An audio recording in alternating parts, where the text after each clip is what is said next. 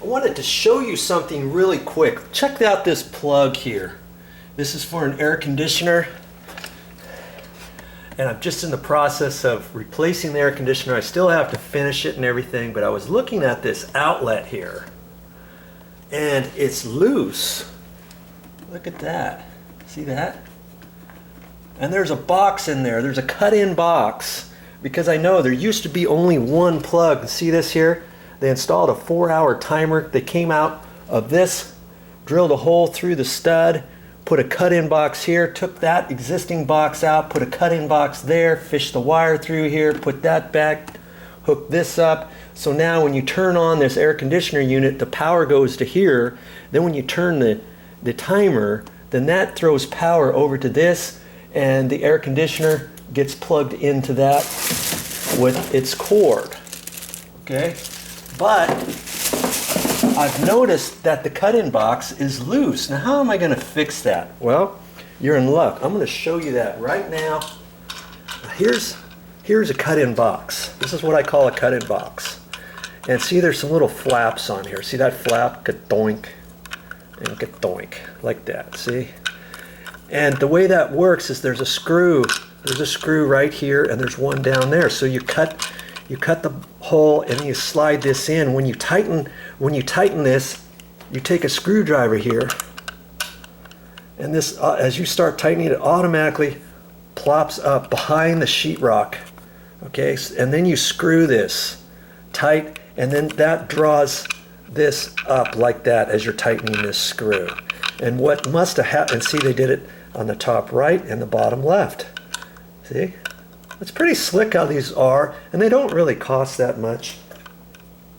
And so I know that this box, the flap, must have gotten loose, and maybe somebody was plugging it back and forth in here, and this was vibrating a little bit, and when this got tightened up initially, maybe it didn't get tight enough all the way. It was snug, but then somehow it just kind of, it just flopped over like that, and now this is loose.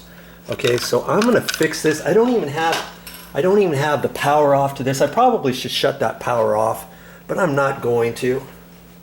I am going to keep my paws off of that, and I'm gonna undo this cover plate right here.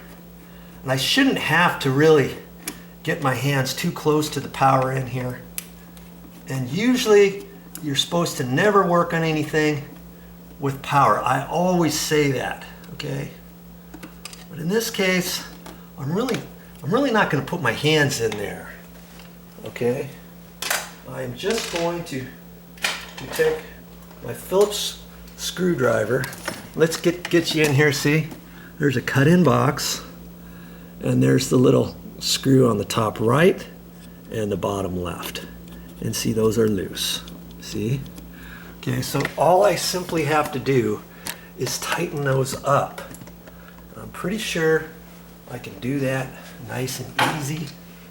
And I'm just going to push that up, tighten that, and I'm hoping that nothing got loose on the back side of that.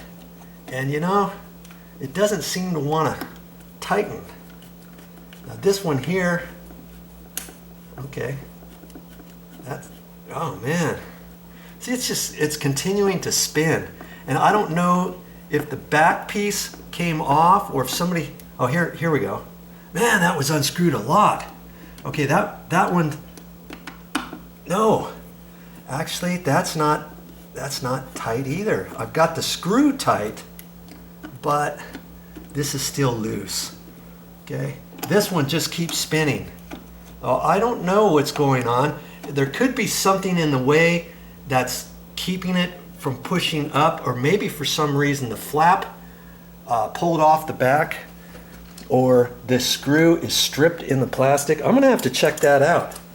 Now see, that should have gotten closer. So what I'm going to do is I'm going to find the breaker, and I'm going to turn this one off and pull that out and see what's going on.